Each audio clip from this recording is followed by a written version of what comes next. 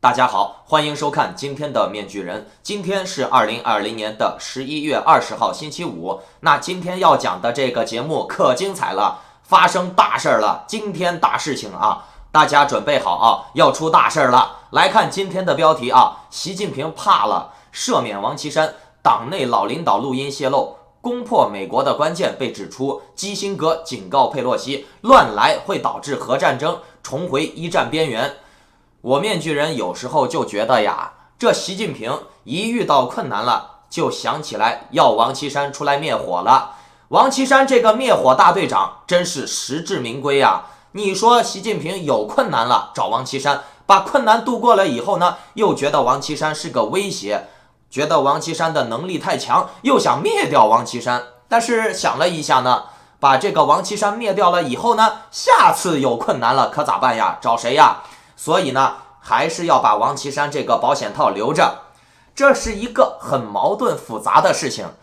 面具人，我这个频道呀，我不喜欢讲违心的话。你们要是喜欢看什么政教合一呀、天命之子呀、神之子呀、推背大神呀，现在就可以离开我这个频道，去看你们所谓的什么阴谋论呀、神鬼预言呀这些的，对吧？我这个频道就事论事，那我也没有邀请你。你不喜欢看 OK 呀，拜拜，对吧？面具人，我目前呢只是阐述国际社会上面的新闻，并且呢我的新闻来源并不是什么二手加工的狗屎狸猫换太子的阴谋论呀、天灭中共这些玩意儿，都是英文主流媒体的新闻。当然了，你们也可以说，哎呀，主流媒体被中共收买了，欧盟被中共收买了，最高法院被中共收买了，美国警察被中共收买了。只要不合你心意的，都是被中共收买了啊！全世界都被中共收买了。全世界都被中共收买了，你还反你妈了个逼共啊？你怎么反？对不对？全球都被中共收买了呀，还反什么反？拜登从大选后期呀，对中共的策略一直提倡，他说要主张民主国家联合在一起围剿中共，并且呢，这个声浪也是越来越高了。而中共呢，也越来越慌。你看中共这一次使出了吃奶的劲儿来干涉美国大选，你就能看出来中共多么不想让拜登上台了啊！现在国内国外包括这些平时反共的老逼脸都不要了，跳出来跟党中央的口径是一致的啊，要撕裂美国，要制造美国内战啊，美国的民主都是虚伪的啊，推翻选票，推翻美国的民选制度，对吧？建立川普王朝，是不是啊？国内这些新闻反拜登，国外的这些民主五毛，这一次呢，真正的跟国家的红五毛是一条战线，统一口径，就是要把拜登抹黑成中共同路人，对吧？把川普塑造成灭共战神、天命之子、神之子，把美国推向政教合一、神权政治。有些傻逼还在网上说美国是基督教建国的国家，你们仔细去看看，美国人家一直提倡是宗教自由啊，美国什么时候有教宗了？美国什么时候是拿宗教来立国本了啊？净他妈的在这骗这些没有翻过墙、没有见过美国政体的人，是不是？面具人这里呢，还有一个国内的经济学老领导的讲话，你们看好这个老领导的讲话啊，和什么民主大师程小农这类的伪经济学家这些杂碎的观点有类似性，都是反全球化。但是呢，面具人今天让你们看看正规军他们这些真正的专家教授说出来的东西和这些民间的杂碎究竟有什么区别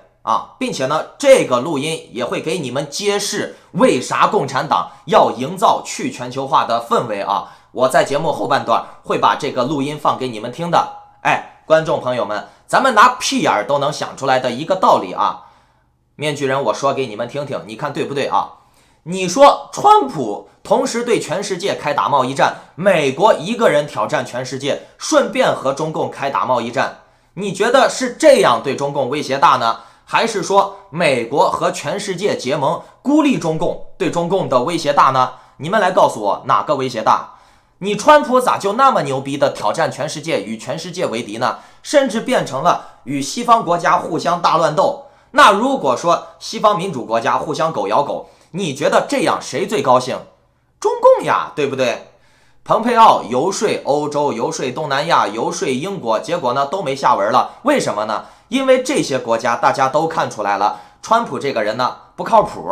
随时都会变卦啊！而且呢，这些国家领导人呢，他负责的是一个国家那么多人呢啊，担的责任很大啊。你川普又那么爱变卦卖队友，我当然不敢轻易的和你川普深入合作了，对不对？有前车之鉴呀，你看看和川普深入合作的这些国家下场都怎么样？台湾芯片不让你卖，不让你赚钱了，而且呢，你还要买我的武器，买我的食品，并且呢，这些东西还都不是好的。加拿大呢，帮你把人抓了，结果加拿大自己也搭进去两个人被抓了，而且川普呢也并没有表什么态。还有呢，最可恶的就是人家帮你把人抓了，然后川普回过头就要问加拿大加关税。所以面具人我就说啊，咱们普通人这个智商啊，想要看懂政治就要先提高智商，否则呢，这个政治就像你们想象的那样非黑即白，那这些君主还能统治这泱泱大国几亿人吗？你这不是搞笑吗？人家几百个几千个专家智囊团，就让你一个看着片子撸着管子的人的这种智商就能给破解了吗？可能吗？对不对？咱们反共归反共，至少正常的思维要有不要天天都觉得别人都是傻逼，就你牛逼。别他妈一天听那些政治神棍，一天神鬼天命之子草泥马之类的骗人的话。好了，来进入咱们今天的正题吧。法广报道11月16号，为期4天的彭博创新经济论坛在网上拉开了序幕，国际商界、政界领袖齐聚一堂，探讨新冠肺炎疫情对全球经济社会的影响。中国国家副主席王岐山当天通过视频发表讲话，呼吁各国团结，并反对单边主义和保护主义。参与会议的美国前国务卿基辛格也指出，美国下任总统要保持与中国的对话，也就是说基辛格他说了，要拜登也就是下任总统要保持与中国的对话合作，通过沟通管控分歧，促成合作。王岐山经过前段时间的传闻也说他完蛋了嘛，对吧？刘亦菲也被搞了，范冰冰也被搞了，李子柒也被搞了。从他被传闻说要被拿下那么久以来这一次高调亮相真的是高规格让王岐山来主持这种国际大会，而习近平不出来主持，对吧？那从这种现象看来呢重新把王岐山启用解冻，习近平这次确实有可能遇到危机了。什么危机呢？你看拜登，习近平这次把面子给王岐山给足了，让王岐山以同舟共济、务实创新、共塑未来为主题发表演讲王岐山作为主讲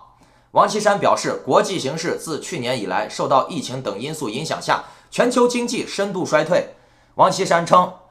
灾难和困难不应该是世界分化撕裂的边界线，我们应该携手合作，这是我们的新的机会。王岐山说，去年以来呢，国际形势更加错综复杂，越是在困难的时期，越是要同舟共济，国际社会要用实际行动展示维护共同利益、追求共同目标的决心。他重申，中国将坚定不移地全面扩大开放，让中国市场成为世界的市场、共享的市场、大家的市场，推动经济全球化更加开放、包容、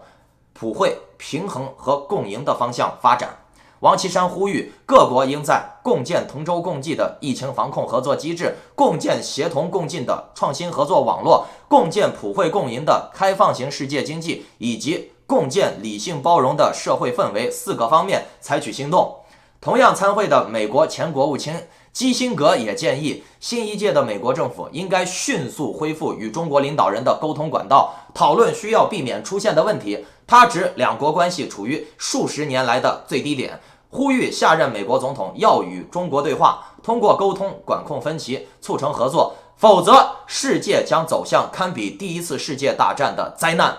基辛格表示，今年中美关系迅速恶化，意味着中美关系逐渐走向新一场冷战。中美应共同建立机制，使双方的领导人的代表保持联系，呼吁双方应达成共识，无论有任何冲突，两方都要避免诉诸军事冲突。基辛格提到，中美在人权问题上存在分歧，双方要了解对方关切所在，包括基本点、原则以及对国家利益的定义，才能顺利开展对话。你看基辛格呀、王岐山呀说的那么的高大上、道德至上，什么为世界命运把脉，对吧？说的那么装逼的，尤其是王岐山风头出尽了。然后呢，中国人民的老朋友基辛格也出场了啊，基辛格和李显龙李显龙也出场了。李显龙和基辛格这些是真舔共的，喊话拜登了，忠告拜登和他的班底美国需要迅速恢复与中国沟通的管道，否则呢，美国与中国会面临危机升级为军事冲突的风险这种风险堪比第一次世界大战。同样，李显龙说的话呀，和基辛格差不多认为中美会走向新冷战，并且呢，美中不应该对抗应该尽可能的降低冲突，增加合作机会。说白了呼吁美国和中国继续勾兑。至此呢，全世界中国人民的好朋友基辛格、李显龙，还有独裁国家普京、金正恩、习近平，都是反对拜登当选的，并且呢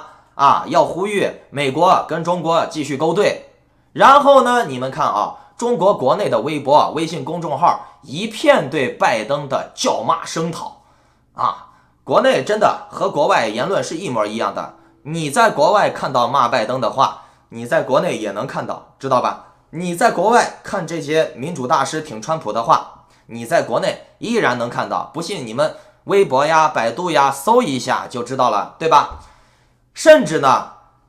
你在国内都能看到墙外这些民主大师说的什么川普有大招了，川普将会在1个月之内，将会在年底之内把中共灭了这个话都有，知道不？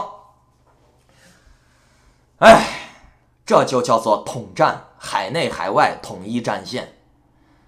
并且呢，墙内现在发了疯的在骂拜登，并且你看海外的布局了几十年的这些伪装了几十年的民主大师，这一次把脸皮都撕下来了，逼脸不要了连民主也不说了，天天连共也不灭了，天天就是灭美了。就像老黑说的，希望美国出现一个独裁者，消灭一切反对派，对吧？你看之前程小农还说什么要逆全球化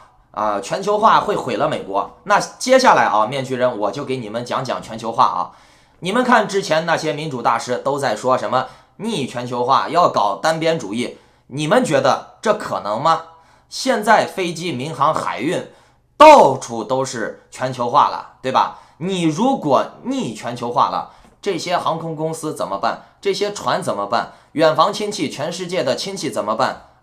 说这种话的人，你还信他们是什么大师、博士、教授吗？连他妈的最基本的逻辑、智商都没有常识都没有。全球化谁受益最大？等一下我给你们放这个老领导的录音，你们就知道了。咱们先来看一看 RCEP， 中共签署了区域全面经济伙伴关系的这个协议嘛。这是东盟、中国、澳大利亚、日本、新西兰和韩国之间的自由贸易协定。中国在导致谈判启动的谈判中处于领先地位、领导地位，而印度则在2019年退出了 RCEP。但是呢，这次开会莫迪又来了，可以看得出来，莫迪是想参加又不想参加，莫迪应该是有自己的算盘的，而美国呢却从未加入。在保护主义和关税的世界里，川普终止多边协议、多边贸易，并且呢发起针对全世界的贸易战，同时针对盟友和敌人。在美国经济濒临崩溃之后， RCEP 似乎在中国的领导下重新开始了全球化。与现有的其他区域贸易协议相比就是美墨加协议还有当年的 TPP RCEP 被认为在宽度和深度上受到限制，但是毫无疑问，它可以作为集团内部贸易和投资进一步自由化的基础。但是这种进一步的自由化并不能得到保证，因为东南亚的许多参与国已经对于过度依赖中国领导表示担忧。这些国家中有许多在东海和南海与中国有领土争端，他们很清楚中国更倾向于武器市场，并且呢他们以此来欺负贸易伙伴。许多国家还担心与中国的深化经济合作联系将使中国的商品和投资涌入本国，相反呢，进入中国市场的机会可能仍然有限。中国确实这样，我卖给你可以，但是你卖给我不可以。担心中国制造的产品倾销和贸易赤字恶化，是印度选择观望的主要原因。中国加入世贸经济组织20年以后，许多人发现自己国内的市场被中国商品和资本所淹没，而中国还没有按照其承诺的程度开放市场。对于中国而言，全球化意味着中国的产品和中国的资本开辟新市场，可以到别的国家做生意。以中国为首的全球化并不一定意味着中国会给予其他贸易伙伴更多的市场准入机会，相反，大量的证据表明，中国市场对外国公司的欢迎程度正在逐渐下降。习近平开倒车嘛，他搞什么公私合营，搞什么党支部进入公司嘛，是不是啊？而且近年来中国的市场改革已经退步，中国的全球化愿景与以美国为首的版本截然不同，其中包括开放该国庞大的消费市场，以吸引其他国家加入贸易协定。对于许多国家而言，加入以美国为首的自由贸易，这意味着可以获得进出口以及更大的市场机会。你们看啊，墨西哥在1994年加入北美自由贸易区，中国呢在2001年加入 WTO。这两个国家呢，都因为加入了全球化，搞多边贸易，经济得到了腾飞，国力得到了发展。那中国的这种全球化呀，面具人，我告诉你们，中国玩的全球化是什么样的阴谋啊？中国的全球化是戴着多边贸易的帽子，做着单边贸易倾销的事儿。中共的这种左右翻转大法很牛逼的，就像当年反左，他给你说成反右，让人们唾弃左，去迎合右派。殊不知，中共就是要的这种极右唯物主义、利益至上的价值观，而真正具有威胁的自由主义进步派、左派则被唾弃、消灭。同样，这个全球化在正常的情况下会加强参与国家的贸易能力和友好合作，提升凝聚力。但是呢，中共披着多边的皮，打单边的牌，让很多民粹脑残们发现不了问题的本质。大家会觉得多来多去，边来边去，怎么我们国家的市场全部成为中国的市场了，而我们的商品卖不到中国去，或者是被加关税啊？所以呢，这些文化程度不高的民粹傻子啊，他会误以为全球化是坏的，走保守主义、孤立主义更好。那你们想想嘛，美国的经济是怎么腾飞的？美国在1980年代迎来了全球化的高峰阶段，尤其是新兴经济体之间促进了数十年的自由贸易扩张和繁荣。刚才我不是说要给你们放一段录音吗？你们来听这段录音，你们就能明白了。总之，在这一次疫情之后，国际贸易、投资和产业链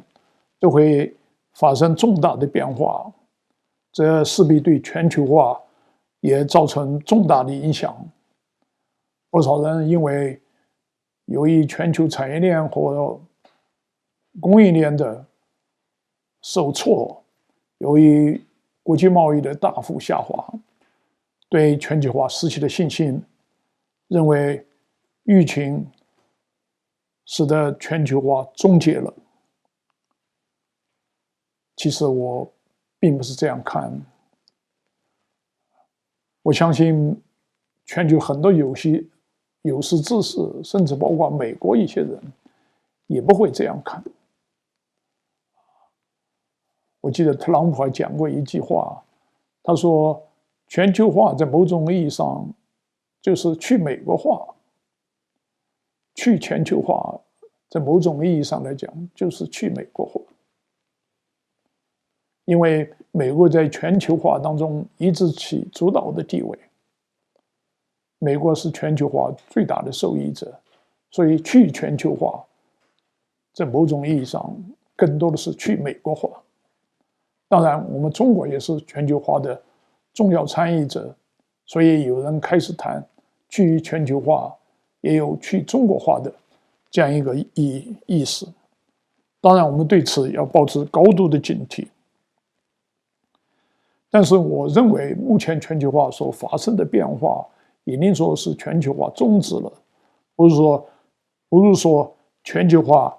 现在正发生重大的变化，它正从过去以实现经济增长为目标的全球化，转向以实现人的幸福为主要目标的新型的全球化。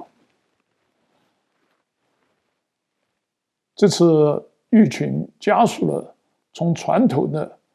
以经济增长为目标的全球化，向以人的幸福为主要目标的全球化的转化。听完了吧？你们看看这个老领导和吴建民、程小农这类人的水平的差距，看看人家真正的是说出来了，中国现在要搞全球化，它真正的目的是什么？并且呢，中共长期以来他搞全球化的听完了吧？你们听听这个正规军的老领导，他的水平和程小农呀、吴建民的差距有多大啊？比这些民间的杂碎啊、胡扯八道要好得多。他指出了一个关键点啊，就是中共搞全球化，它的真实意图是什么？搞全球化就是去美国化，懂了没？在全球化竞争中啊，因为体制的差距、失误、大意等原因导致美国吃亏，你并不能把这些问题怪罪到全球化上面。就好比说你切菜，你不会用刀，把自己的手指头切了，你去怪罪刀不好吗？但是呢，川普为了满足民粹选票，川普于2017年执政的第一天就从 TPP 撤出，当时的民主大师们一片叫好，国内呢也是一片叫好，危机解除了呀。吴建民、程小农这类脑残货还说全球化是坏的，孤立主义就是好，你们这不是给中共帮忙吗？你不是给中共帮忙，这是什么？中共很害怕 TPP 的，奥巴马政府着力推动 TPP 作为美国与亚太主要经济体之间的自由贸易协定，而中国显然没有被包括在内。正如奥巴马总统所说， TPP 将让美国而不是中国引领全球贸易，如果中国想加入，它必须听从美国的，以改善其知识产权保护和市场准入条件。尽管亚太国家需要对美国公司做出妥协，例如在知识产权保护的问题上，但是呢，许多亚洲国家还是对 TPP 充满热情。毕竟呢，美国的信誉要比中国的信誉强很多，民主多党制也比习近平独裁疯子集团要稳定得多。所以呢，亚洲国家都参与美国的 TPP， 这将意味着他们进一步的向美国开放市场。但是中共是被剔除在外的。那如果全世界都跟美国做生意了，以美国为主了，不和你中共做生意了，那中共可能又会被围剿到贫困线上，知道吗？又要回到解放前了，又要回到改革开放前了。可是呢，当美国的民粹政治扼杀了美国参加 TPP 时，最初的参与国呢还不愿意放弃，并且呢，在2018年推出了更名的 CPTPP， 但是呢，由于没有美国作为一个巨大出口市场的参与，因此呢，这个贸易协定的实力和重要性减弱了很多，所以呢 ，CPTPP 已经没有什么实质性威胁了，接近名存实亡了。随着 RCEP 的启动，即将上任的拜登政府在与亚洲贸易协议方面面临两难境地。有群众猜想呢，至少在拜登政府成立之初美国的反贸易情绪、民粹化将使美国重新参与任何主要的自由贸易协定，在政治上成为不可行，因为大家民粹化，大家反全球化，这个氛围已经形成了。大家如果一意孤行，就想走保守主义的话，那拜登想要推行多边贸易，走起来会很难。但是呢，在拉拉扯扯当中呢，中共会抓住这个机会继续扩张。新任政府呢，需要解决许多紧迫的国内问题，例如与冠状病毒大流行做斗争，并遏制其带来的经济影响。但是呢，既然 RCEP 已经成为现实，并且有可能在未来进一步扩大和加深，华盛顿在亚洲制定贸易规则方面的领导地位可能会永远丧失。由于大多数美国公司别无选择，只能参与亚太市场，因此呢，没有美国的 RCEP， 意味着这些公司将不得不把更多的就业、更多的业务转移到 RCEP 国家，以利用较低的关税。最终呢，这将使美国失去工作机会和营收能力，满足以中国为首的资本市场。RCEP 的签署将改变美国在 TPP 和工作问题上面的计算。美国继续离开 TPP 将意味着美国可能会失去大量的工作机会。拜登本人表示，他对竞选期间重新谈判 TPP 的可能性保持开放态度。为了减轻反对从国会中反贸易力量重新加入 TPP， 包括这些民粹反对重新加入 TPP 的这种情绪呢，经过重新谈判的 TPP 将需要有更强有力的劳工保护条款和营收的这个愿景。如果说这些都能达到，这是绝对可行的。川普终止了北美自由贸易协定以后呢，华盛顿设法通过新的劳工和区域价值内容规定重新谈判 USMCA， 就是北美自由贸易协定，现在变成了美墨加是吧？以保护甚至提高美国和墨西哥工人的工资。最后呢，美国国会批准了美国海军陆战队的主要成员认可的劳工组织和工会。其实呀，面具人，我认为在面对以中国为主导、相对不透明和无法进入的自由贸易协定，与以美国为主导的更开放、更大的、更诚信的市场，美国主导的自由贸易协定之间做出选择，美国和中国你选哪一个？君子和无赖之间的选择，那亚太国家无疑会选择美国。而且目前来看呢，美国仍然还是世界第一大经济体，金身还没有被破。如果说美国变成世界第二大经济体的话，那美国真的就没有什么核心竞争力了。所以呢，在金身没破的情况下，美国还是有翻盘的资本的。为了美国的领导地位呢，在印度太平洋的自由和公平贸易，以及创造和维护美国价值观，维护美国的工作增加美国的营收能力，美国政府应该尽快重新谈判并重启 TPP， 把它赶紧推行起来。你们千万不要听什么民主大师给你们说美国要退出全球化，要走保守主义、孤立主义，那这叫什么？这叫闭门造车。甚至是你们听吴建民、程小农这类杂碎的话说什么